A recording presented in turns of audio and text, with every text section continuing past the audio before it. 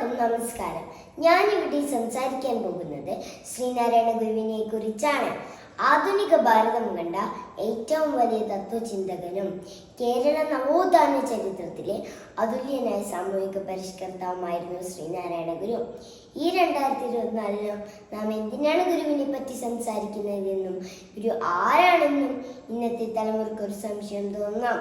എന്നാൽ ഇതിന് ഒറ്റ ഉത്തരം എന്തെന്നാൽ, ഈ കാണുന്ന കേരളത്തെ ഇതുപോലെ ജീവിതയോഗ്യമാക്കി മാറ്റിയതിൽ മഹത്തായ പങ്കുവച്ച വ്യക്തി ശ്രീനാരായണ ഗുരു. തൊട്ടുകൂടായ്മയും തീണ്ടിക്കൂടായ്മയും തുടച്ചു മാറ്റി എല്ലാവർക്കും ഈശ്വര ദർശനം നടത്തുവാനും ജാതിഭേദമന്യേ വിദ്യ അഭ്യസിക്കാനും തുടങ്ങി അടിച്ചമർത്തിയിരുന്ന ഒരു സാമൂഹിക വ്യവസ്ഥിതിയിൽ നിന്നും നമ്മെ ഉയർത്തി എഴുന്നേൽപ്പിച്ച ജീവിതം തന്ന ഗുരു, കേരള നവോത്ഥാനത്തിന്റെ പിതാവ് ശ്രീനാരായണ ഗുരു. തിരുവനന്തപുരം ജില്ലയിലെ ചെമ്പഴന്തി ഗ്രാമത്തിൽ ശ്രീ മാടനാശാന്റെയും ശ്രീമതി കുട്ടിയമ്മയുടെയും മകനായി 1856 ഓഗസ്റ്റ് 26 ഗുരു ജനിച്ചു. അവർ കുട്ടിക്ക് നാണു എന്ന പേര് നൽകി.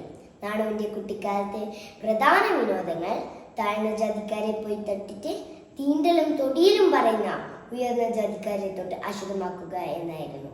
വിവിധ ഗുരുക്കന്മാരുടെ കീഴിൽ നിന്നും മലയാളം, തമിഴ്, സംസ്കൃതം ഭാഷകളിൽ അറിവ് നേടി. കൂടാതെ തർക്കം, വേദാന്തം, വ്യാകരണം തുടങ്ങിയവയെല്ലാം അഭ്യസിച്ചു. പിതാവായ മാടനാശാനിൽ നിന്നും അമ്മാവനായ കൃഷ്ണൻ വൈദ്യരിൽ നിന്നും വൈദ്യവും ജ്യോതിഷവും സ്വായത്തമാക്കി. കൂടാതെ പാരമ്പര്യ രൂപത്തിലുള്ള പഠനവും നാളെ പൂർത്തിയാക്കി. പഠനശേഷം നാളു ഗ്രാമങ്ങളിൽ തിരിച്ചെത്തി. ചെമ്പഴന്തി ഗ്രാമത്തിൽ പള്ളിക്കുടം കെട്ടി വിദ്യാർത്ഥികളെ പഠിപ്പിക്കാൻ ആരംഭിച്ചു.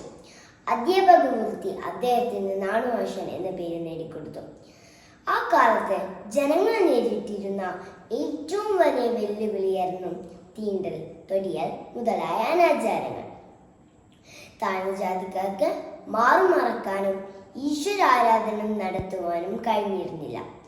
അതുകൊണ്ട് ശ്രീനാരായണ ഗുരു നടത്തുന്ന അരുവിപ്പുറം പ്രതിഷ്ഠയാണ് കേരള നവോത്ഥാനത്തിന്റെ തുടക്കം എന്ന് പറയുന്നത്.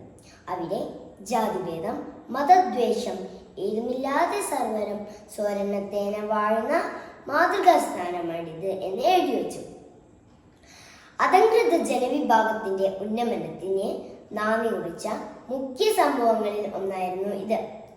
താണജാതിയിൽപ്പെട്ടവർക്കുൾപ്പെടെ ദൈവാരാധനം നടത്തുവാനായി ഗുരു കേരളത്തിലും കർണാടകയിലും തമിഴ്നാട്ടിലുമായി ഏതാണ്ട് 45ഓളം ക്ഷേത്രങ്ങൾ നിർമ്മിച്ചു. 2 തവണ ശ്രീലങ്ക സന്ദർശിക്കുകയും ക്ഷേത്രപ്രതിഷ്ഠ നടത്തുകയും ചെയ്തു. തന്റെ സാമൂഹിക പരിഷ്കരണങ്ങൾ പ്രചരിപ്പിക്കുന്നതിനായി ഡോക്ടർ പൽപുവിന്റെ പ്രേരണയാൽ ശ്രീനാരായണ ധർമ്മ പരിപാലന യോഗം സ്ഥാപിച്ചു. മതമേതായാലും മനുഷ്യൻ നന്നായാൽ മതി എന്നായിരുന്നു ഗുരുവിന്റെ ആപ്തവാക്യം. വിവേകം താനേ വരില്ല, ധാരാളം വായിക്കണം എന്ന് ഗുരു നമ്മെ പഠിപ്പിച്ചു.